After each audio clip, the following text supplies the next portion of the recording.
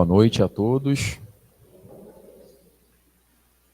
Que Jesus possa nos conduzir na noite de hoje, me dar esclarecimento também, e que eu possa ser um instrumento aqui de uma mensagem edificante para cada um de vocês aqui presente. É uma alegria imensa e uma emoção muito grande abrir essa semana, que é a semana que nós comemoramos mais um ano da Casa Espírita Suave Caminho, né? Então, hoje, primeiro domingo do mês, né, estamos aqui estudando numa palestra pública e não tem como eu não me transportar para mais ou menos 13 anos atrás, quando eu entrei nessa casa para poder conhecê-la. E fui aqui abraçado, fui aqui acolhido, tratado, sou tratado todas as vezes que eu entro por aquela porta, sou tratado todas as vezes que trabalho em alguma frente, e eu sou eternamente grato a Deus e eternamente grato a essa congregação por esse trabalho, pela presença da Casa Espírita Suave Caminho na minha vida e aqui, neste lugar, como um ponto de luz no nosso mundo, né? E eu percebo que aqui realmente é um local onde forma-se aquela teia de amor responsável pelo resgate de muitos irmãos encarnados, irmãos desencarnados. E com certeza, todo ano em que essa casa faz aniversário, ela se torna mais um ponto de luz, né? Um pedacinho de Deus no planeta. Então agradeço muito e parabenizo, né, a casa por mais um ano de existência. E esse tema, vigiai e orai, também tem um pouco a ver com essa questão, né, da casa, do trabalho espírita, do trabalho coletivo na casa espírita, que é uma obra de Deus, né? Porém, realizada por homens como nós, encarnados, repletos de vicissitudes, né? Repletos de altos e baixos, de vulnerabilidades, né? Então temos que ser muito alertas e muito vigilantes, porque senão o objetivo principal pode ser, sim, dificultado, né? E qual é o objetivo principal de uma casa espírita? Amor, instrução, caridade. Se a gente, por acaso, se vê um pouco distante desse objetivo primário, amor, instrução e caridade, nós precisamos nos reanalisarmos para que nós nos possamos colocar de novo nesse objetivo, porque isso é possível. Somos seres humanos, né? Somos falíveis.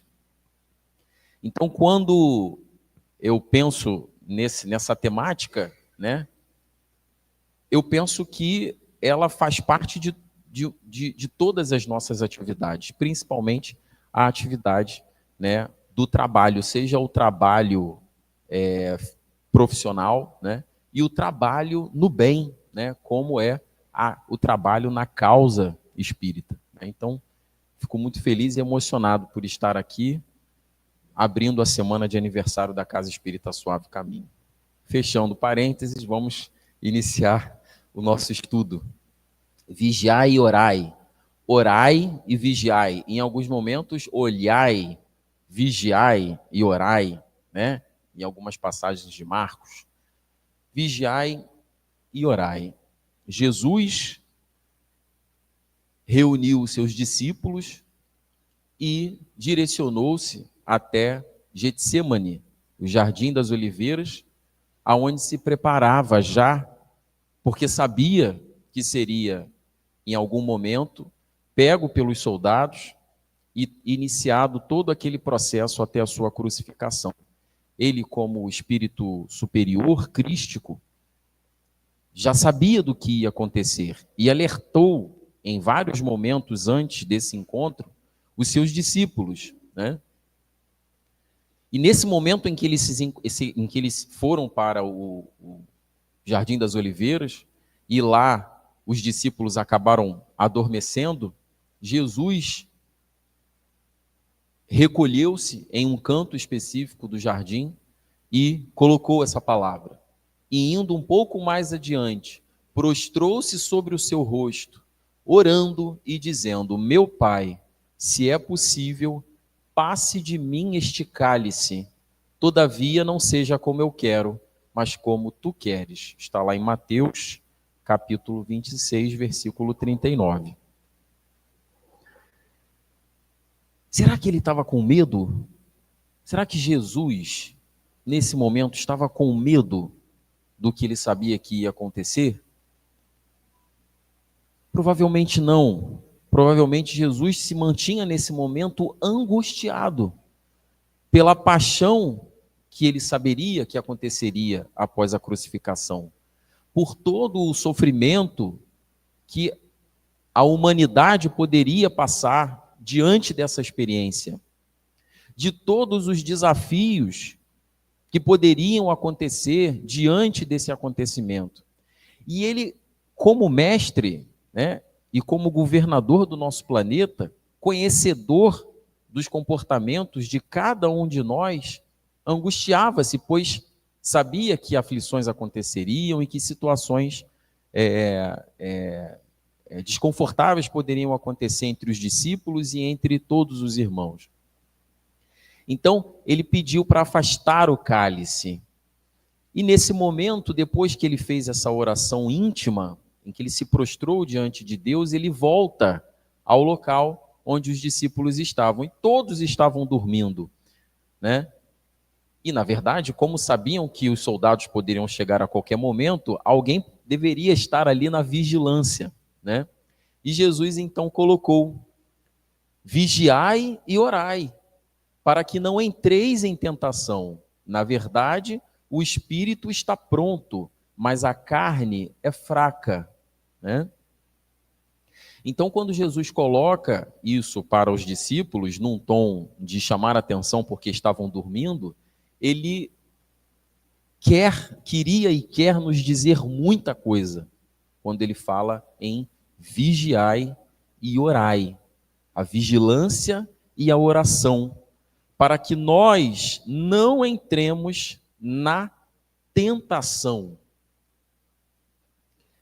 E ainda complementa que, na verdade, o espírito, ele está pronto, ou seja, que em espírito, a vigilância e a oração, no sentido de combater a tentação, estaremos prontos.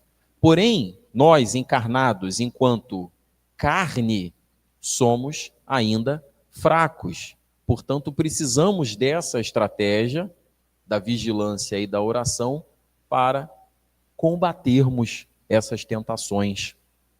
Tentações essas que nos levam a inclinações maléficas, condições que atrapalham o nosso caminhar, atrapalham o nosso processo evolutivo.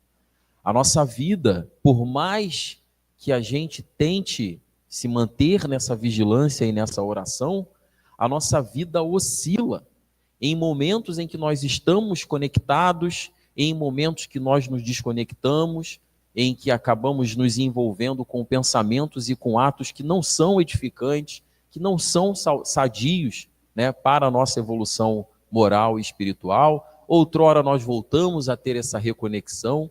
Isso é muito oscilatório, porque nós temos um comportamento muito volátil. Temos ainda uma influência material muito grande nas nossas vidas. Então, por vezes, precisamos nos mantermos vigilantes, porque senão a gente pode entrar num buraco. É como se nós estivéssemos dirigindo uma estrada com o nosso carro ou com a nossa motocicleta, ou com a nossa bicicleta, e a gente não tivesse olhando muito bem aonde nós estamos passando. Se estivermos vigilantes, conseguiremos enxergar as crateras e os buracos e conseguiremos desviar. Mas se não estivermos vigilantes, podemos realmente cair um desses buracos. Um buraco que pode ser muito profundo, com uma dificuldade depois para a gente poder sair dele, né? Às vezes precisamos de ajuda para poder sair desse buraco. Ou buracos mais rasos. Então nós precisamos ter essa vigilância em nosso coração. E a oração complementa a vigilância, porque é o ato de nos conectarmos com Deus diante do alerta que temos com a nossa autoconsciência. Muito bem. Então, vamos primeiro explorarmos o primeiro aspecto, que é o aspecto da vigilância. A vigilância para com as tentações. Na epístola de Tiago, 1, de 12 a 15, ele nos diz que bem-aventurado o homem que suporta a tentação, porque depois de aprovado ou provado, receberá a coroa da vida, a qual o Senhor prometeu aos que o amam. Quando Jesus nos colocou que deveríamos vigiar e orar para não cair em tentação, ele quis dizer que se nós vigiarmos e orarmos, nós não iremos cair em tentação? Estaremos imunes? Estaremos totalmente protegidos?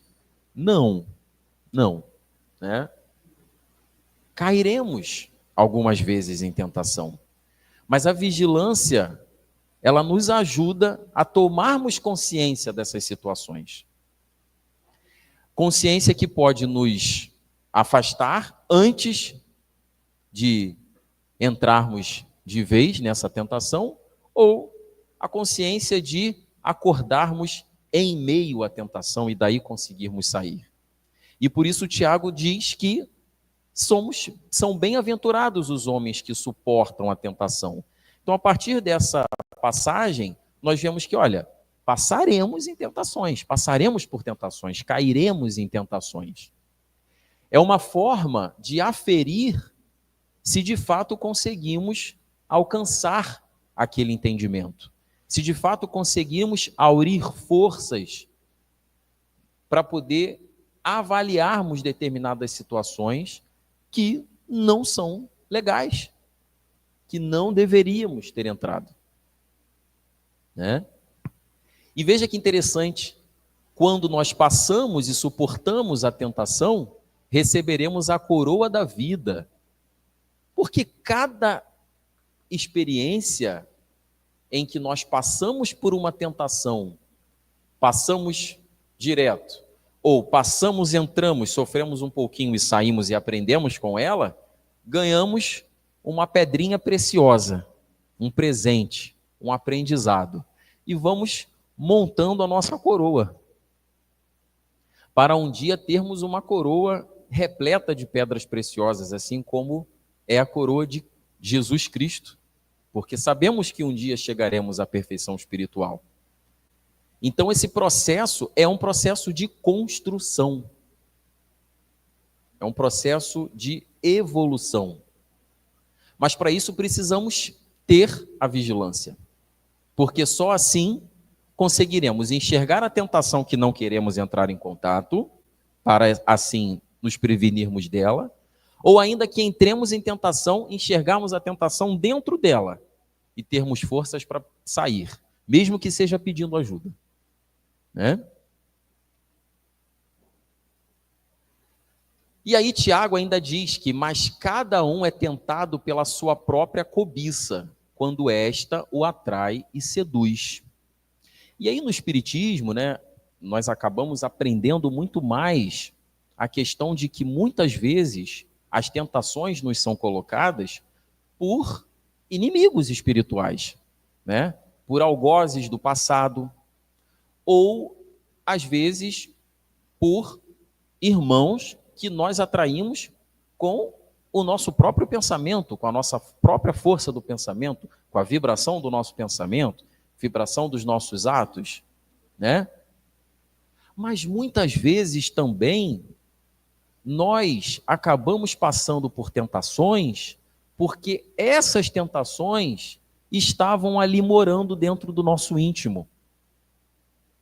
Essa predisposição de passar por essa tentação, de passar por essa situação errada, estava dentro do nosso íntimo.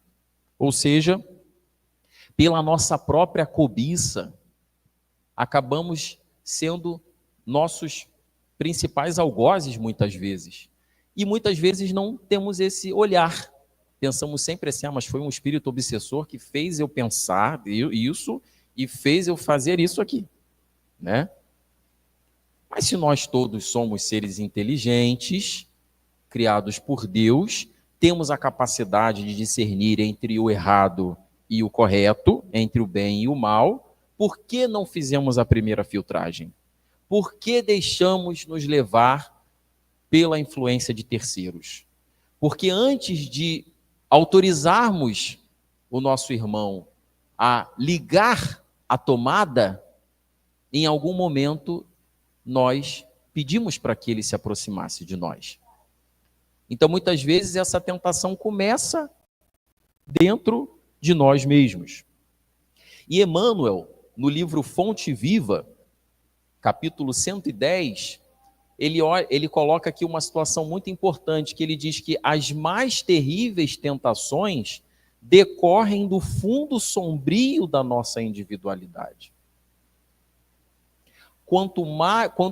Assim como o lodo mais intenso, capaz de tisnar o lago, procede o seu próprio seio.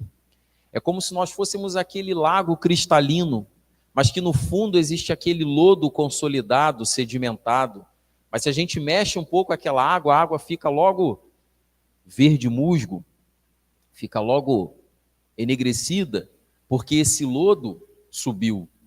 Ele está ali, ele existe, está paradinho. A gente pode ou não agitar esse lodo que está ali no nosso íntimo. E para isso precisamos, mais uma vez, ter o controle e o autoconhecimento de nós mesmos, para sabermos que, olha, dentro de mim existem algumas camadas desse lodo, né? Eu sei que eles estão ali. Eu posso ativá-los a todo momento, ou eu posso ter uma atitude de controlar, né? São potencialidades que existem dentro de mim e que vão me levar a sucumbir a condições que não vão fazer bem para mim, né? E ainda, no Fonte Viva, ele coloca, e aí eu até coloquei aqui uma, peraí, senão eu vou cair, não. Até coloquei aqui uma, até grifei, porque ele diz, ó, não te proponhas desse modo atravessar o mundo sem tentações. As tentações vão ocorrer. A gente não vai ter um caminho livre de tentações, elas vão ocorrer, né? Tentações no campo do dinheiro, tentações no campo da sexualidade, tentações no campo do poder, né? O indivíduo, por exemplo, que, olha, ele ganhou um cargo de chefe, de líder, de gestor, né?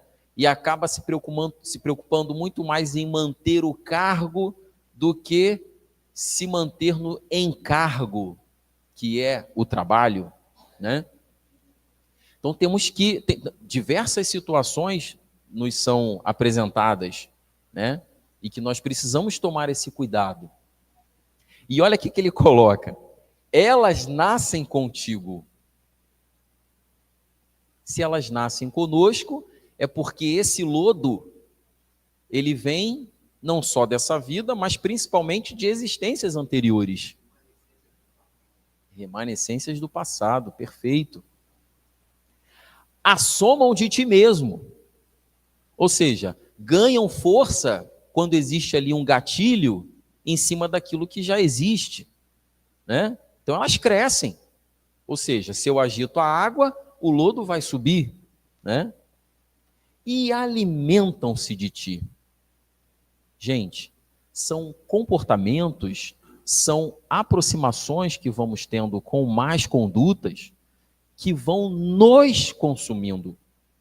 Elas aproveitam para nos consumir.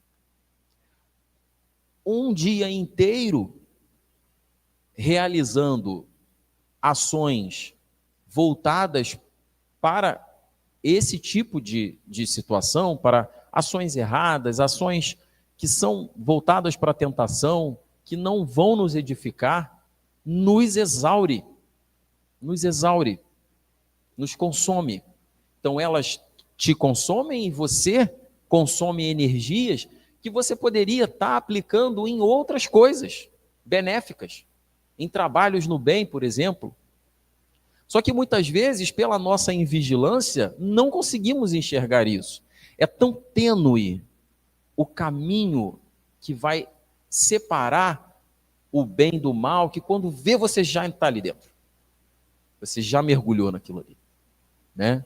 É muito, muito, muito sutil esse momento em que você transita. Então, realmente, a vigilância, ela vai ser extremamente importante. E a vigilância apurada, né? Precisamos desenvolver essa capacidade em nós. Quando não as combates dedicadamente, qual o lavrador sempre disposto a cooperar com a terra, da qual precisa extrair as boas sementes. Então vamos lá, eu tenho ali um campo de ação. Só que eu sei que ali eu tenho um jardim muito lindo, um campo belo, com uma grama verdinha, mas eu tenho ali algumas tiriricas, como dizemos, né? Algumas ervas daninhas que nós precisamos retirar. Algumas sementes são boas, outras não são boas, né? Então, nós temos que tomar esse cuidado para não nos iludirmos. E ainda, no Fonte Viva, ele diz, né? Caminhar do berço ao túmulo, sob as marteladas da tentação, é natural. Então, isso significa que a todo momento teremos em nosso caminho esses pedregulhos, esses buracos, essas situações que podem nos levar às tentações, né? Afrontar obstáculos, sofrer provações, tolerar antipatias gratuitas e atravessar tormentas de lágrimas são vicissitudes lógicas da experiência humana. Ou seja, passaremos por dificuldades, aflições essas que vão nos fazer crescer. E no livro Boa Nova, a Liz trouxe, né, o livro Boa Nova aqui. No livro Boa Nova, que é um livro que tem várias histórias, né, do Evangelho, na visão espírita, né, narrada por Humberto de Campos. Em uma história, eu não lembro agora qual é o número do capítulo, né? Porque eu tenho dificuldade em lembrar número de capítulo, número de questão, mas em uma das histórias, Jesus, já compreendendo, né, e preparando os seus discípulos para o momento da crucificação, bem antes do Jardim das Oliveiras, indo para Jerusalém, em Cesareia de Filipe, ele une os seus discípulos e ele faz aquela pergunta, né? O que dizeis de mim? O que dizeis sobre mim? Ele queria tentar saber o que os discípulos falavam de quem ele, Jesus, era. E de quem as pessoas com que ele já tivera contato sabiam sobre ele. E aí os discípulos falam, olha, algumas pessoas dizem que tu és o Messias, tu és o Messias prometido, tu és o profeta, tu és Jeremias, né? João Batista. Mas ele diz assim, sim, mas eu quero saber o que vocês que tiveram tanta proximidade com mim até agora, dizeis de mim. E Simão Pedro vira-se para Jesus e fala, tu és o Cristo, o Filho do Deus vivo. tu és Cristo, o Filho do Deus vivo. E aí Jesus vira para Simão Pedro e fala: bem-aventurado és tu, que recebe essa revelação de Deus, porque ela não é nem da carne, nem do sangue. Dizendo que essa mensagem que chegou por Simão Pedro, certamente uma mensagem trazida do alto.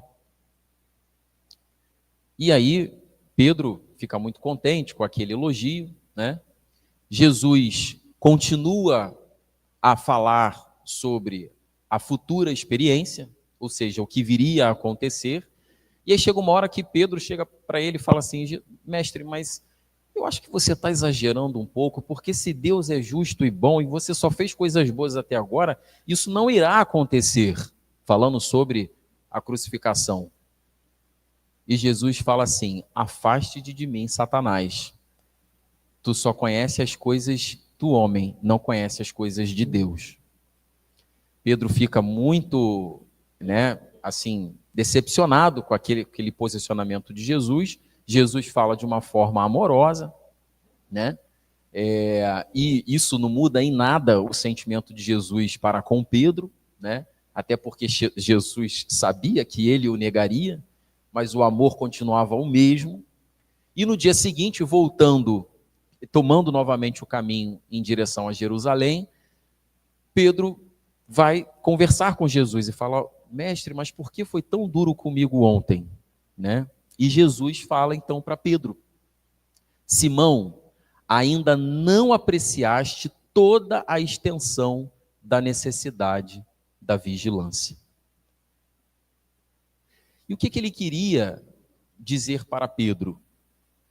Que nesse momento em que Pedro disse que não aconteceria, ou seja, que ele banalizou a informação que Cristo estava passando, ele estava pensando só nele, só no sentimento dele, ou no sentimento daquela coletividade que eram os discípulos, sendo um pouco egoísta, desconsiderando uma mensagem do alto passada por Jesus. Ou seja, sendo invigilante em relação à mensagem de Deus que estava sendo passada pelo mestre naquele momento, né? E Satanás, né, em hebraico, significa adversário, né? Então, nós acabamos por valorizar esse nome, né, na nossa cultura, mas naquela época, né, ele se referia então ao adversário, como se ele estivesse tendo um pensamento, uma atitude, um posicionamento diferente. E Jesus então explica para ele isso, né, que precisamos estar vigilantes às mensagens que são enaltecidas, e Simão Pedro compreende esse processo e segue o seu caminho. E aí, ainda no livro Boa Nova, ele nos coloca, Humberto de Campos nos coloca uma situação muito importante, que é a responsabilidade com que nos aproximamos a partir do momento em que caímos em tentação. Então ele diz, a criatura na terra precisa aproveitar todas as oportunidades de iluminação interior em sua marcha para Deus. Vigia o teu espírito ao longo do caminho. Basta um pensamento de amor para que te eleveis ao céu. Mas, na jornada do mundo, também basta às vezes uma palavra fútil ou consideração menos digna para que a alma do homem seja conduzida ao campo do estacionamento e do desespero das trevas por sua própria imprevidência. Ou seja, uma palavra, um ato, e podemos nos comprometer muito. Encarnações. Dificultar um processo de evolução que já estava planejado por conta de um ato impensado, por conta de associarmos-nos a alguma atividade que não seja uma atividade do bem, uma atividade que vai nos levar para um caminho da tentação. Porque o caminho da tentação vai te levar ao equívoco. E o equívoco requer futuramente uma reparação, um arrependimento e uma reparação. Porque nós sabemos, né? Tudo aquilo que nós fazemos, nós receberemos, seja para o lado bom ou para o lado ruim, né? Para o lado bom, receberemos as benesses da evolução moral e espiritual. Do lado ruim, teremos que reparar o mal que fizemos, né? Então, a vigilância, ela é essa autoconsciência dos nossos pensamentos, dos nossos atos, e a vigilância das influências externas. Então, antes de pensarmos nos obsessores, né, nas energias externas que vão nos levar ao mal, que vão nos induzir ao mal, pensemos antes em nós, nos nossos pensamentos e nos nossos atos. Somos totalmente vítimas ou temos a capacidade de discernirmos diante daquilo que temos contato, se o que vamos fazer vai realmente nos ajudar ou não. Porque às vezes ele vai trazer só um prazer momentâneo. Eu não gostei do que a fulana falou comigo, aí eu vou lá e retruco na mesma hora, porque aquilo me dá prazer. Aquela sensação de que eu não estou por baixo, aquilo me dá um prazer, né? Ou pode me dar um prazer. A vingança, né? Então você fez, eu vou fazer igual, né? A traição por um prazer rápido, que pode levar também a diversas situações ruins, né? Diversas consequências ruins. Então temos que tomar muito cuidado com isso. A vigilância nos traz fortalecimento espiritual. Nós podemos, através dela, formar um caráter, tendo como reflexo Jesus, se utilizarmos as instruções que estão lá no Evangelho, né? É preciso, portanto, olhar, examinar, ponderar, refletir, discernir, fiscalizai as circunstâncias, observando as sugestões que vos lançam ao centro da alma. Olhai, refleti e ponderai. Mas também atuai diante das trevas. Porque muitas vezes você pode pensar assim, olha, então eu vou me isolar dentro de casa, eu não vou falar com ninguém, porque eu posso cair em tentação a qualquer momento, né? Também não é por aí, porque nós crescemos vivendo em sociedade. Temos que passar sim por elas, fazem parte da natureza do nosso caminho, né? E temos que, a partir do momento em que percebermos que algo não está legal, tentar ajudar para que aquela situação se reequilibre. Então é ajudar um irmão que tem uma atitude desequilibrada, mesmo que naquele momento fiquemos em silêncio e depois nos coloquemos, né? Ou que esteja, por exemplo, numa situação de desespero e que a gente precisa ajudar para sair daquele momento, né? Em nós mesmos, combatendo as más inclinações nossas, íntimas, né? Depois disso, naturalmente, estarei prontos a vigiar e orar com proveito. E tem uma passagem no livro Paulo Estevão, em que ele está viajando para a Ásia, se eu não me engano, a companhia de Marcos, e ele percebe que Marcos fica muito agressivo, né, em relação aos caminhos, muito nervoso, e não consegue muito bem se concentrar na viagem, que era uma viagem para a divulgação da obra de Jesus.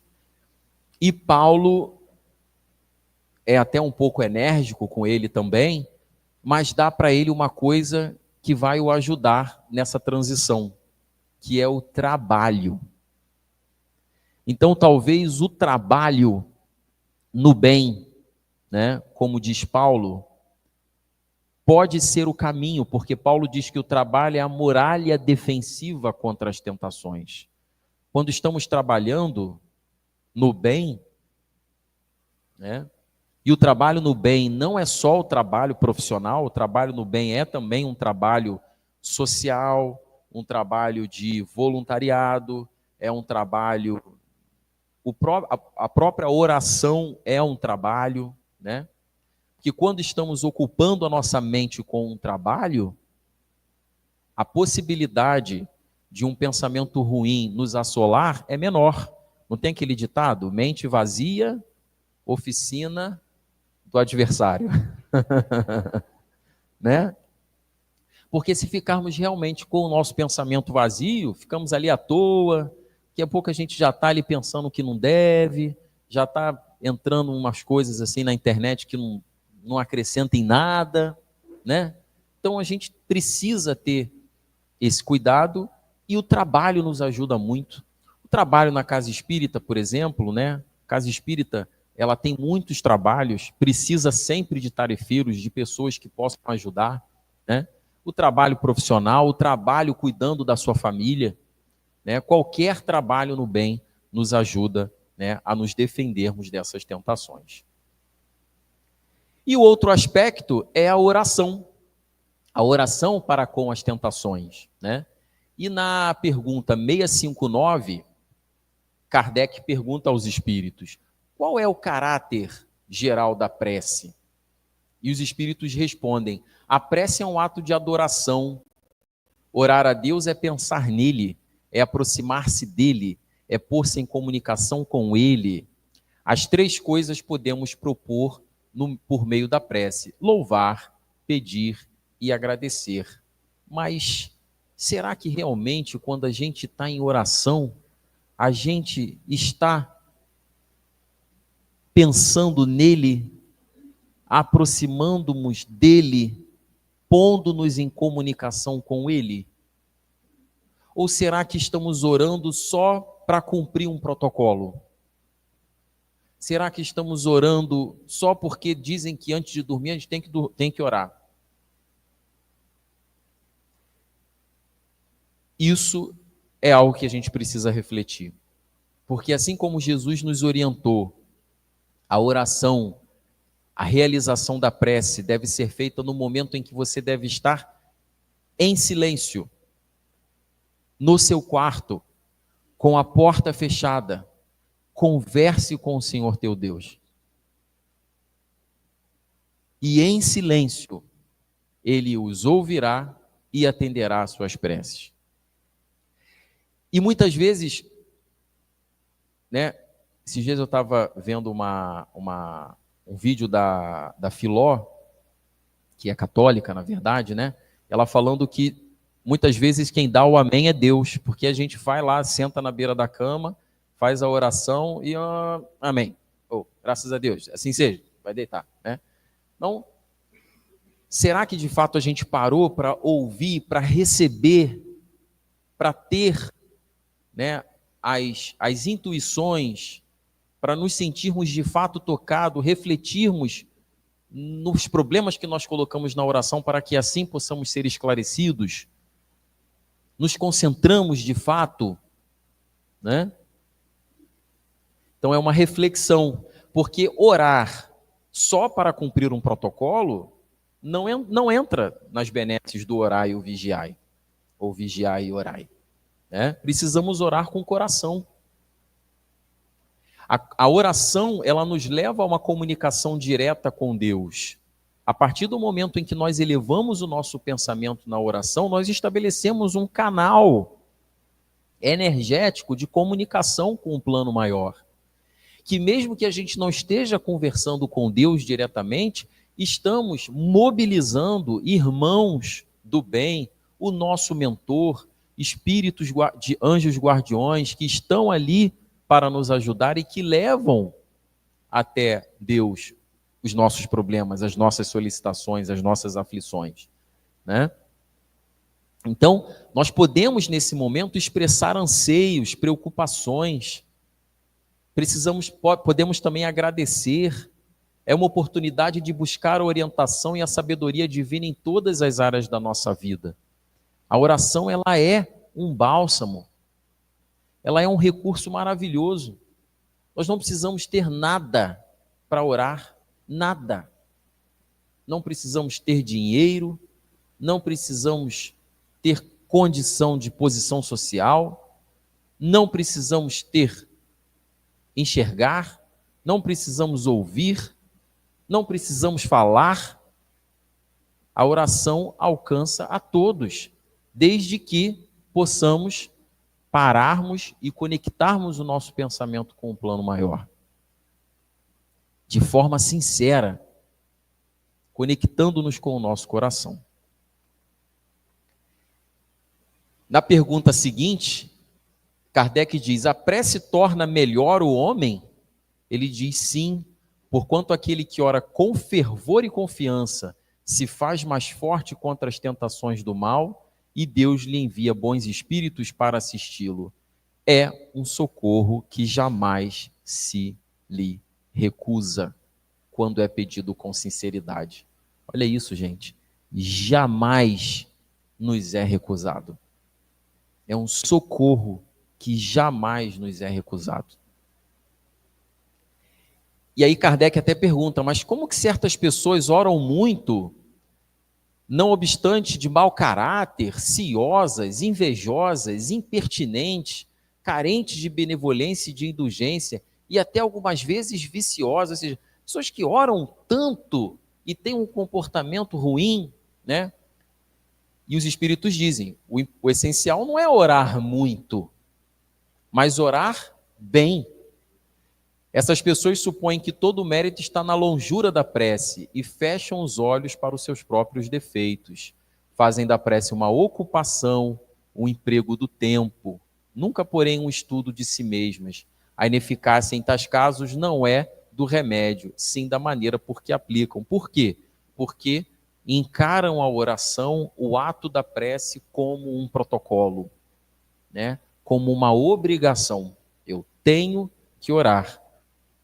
Tudo bem, mas se você encara aquilo como um ato isolado, a sua conexão com o alto certamente ficará prejudicada. E pode ser que aquelas palavras que você está usando ali naquele momento não valham de nada, né? Mesmo que você faça durante 2 horas, 3 horas, 4 horas, se você não se conectou, se você só está ali cumprindo com um texto, uma fala, né? Certamente isso não se terá a mesma resposta. E na pergunta 919, Kardec pergunta, né, qual o meio prático mais eficaz para se melhorar nesta vida e resistir, então, ao arrastamento do mal? Um sábio da antiguidade, que eu acho que vocês sabem quem é, diz: conhece-te a ti mesmo. Né? Porque se nós conhecemos a nós mesmos, se nós conseguimos desenvolver o exercício de nos conhecermos, nós vamos conseguir saber quais são as nossas dificuldades dentro do nosso íntimo, qual é o nosso potencial negativo que vai nos dificultar para a senda do bem, né? Então, o exercício de conhecermos a nós mesmos é realmente algo que pode nos ajudar bastante no nosso progresso. Portanto, existe uma união indissolúvel entre vigiar e orar. Você vigia para você conseguir adiantar a vista sobre as tentações. E para que você combata essas tentações, você ora. Então, a vigilância, ela está relacionada à oração. E quando nós oramos, nós tomamos ainda mais consciência de que precisamos vigiar. Então, a oração também leva à vigilância. Vigilância e oração, oração e vigilância. Uma dupla dinâmica, indissolúvel, que nós temos que tomar muito cuidado. Nos pequenos meandros da nossa vida, em qualquer espaço, situações podem nos provar. Portanto, precisamos ter um pensamento calmo. Precisamos analisar, utilizar o que foi colocado no livro Fonte Viva. Ponderar, fiscalizar, analisar, discernir antes de tomar uma atitude. Lembrar que o mais forte em nós é o corpo e o sangue, ou a carne e o sangue, matéria. Pela matéria nós queremos o imediatismo, mas pelo espírito temos que parar, pensar e tomar a atitude correta, né?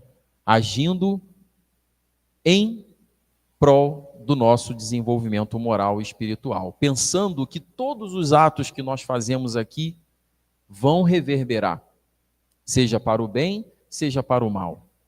E os atos que reverberam para o mal, sabemos que atrapalham a nossa caminhada evolutiva. Vigiar e orar, diz o Espiritismo, é um hábito que nos fortalece para a vida. É importante lembrar que a advertência, vigiai e orai, não são apenas práticas reservadas para momentos de dificuldade. Elas devem ser incorporadas em nossa rotina diária, independentemente das circunstâncias que estejamos vivendo. Quando dedicamos nossa atenção e boa vontade a vigiar e orar, construímos uma base sólida para a nossa vida, encontramos paz e contentamento em meio aos desafios que enfrentamos, confiantes que Deus nos guia e fortalece a cada passo do caminho. Santo Agostinho, que nos orientou a conhecermos-nos a nós mesmos, também orientou que antes de dormirmos fizéssemos o quê? Uma análise de tudo aquilo que fizemos ao longo do dia, né? Tudo aquilo que fizemos para o bem, mas também tudo aquilo que fizemos para o mal. Tomando o quê? Consciência dessas situações, desses atos. Porque tomando essa consciência, por exemplo, poxa, não deveria ter falado com fulano daquela forma. Fui impaciente com a minha esposa. Fui impaciente com o meu filho. Falei de forma grosseira com o funcionário. Mesmo que você não tenha como reverter aquilo depois, quando você revisa isso à noite, você está o quê? Tomando consciência de você mesmo. E precavendo-se de você mesmo quando uma próxima oportunidade de ser grosseiro, de ser impaciente, ocorrer. Você fala assim, opa, peraí, calma, é melhor ficar quieto. Ou fazer igual no filme Nosso Lar, né? O que a gente faz? Bebe uma água, fica com a água na boca, espera, aí depois engole a água, né? Então é isso, eu deixo aqui essa mensagem de Chico. Deus nos concede a cada dia uma página da vida nova no livro do tempo. Aquilo que colocarmos nela corre por nossa conta. Muito obrigado.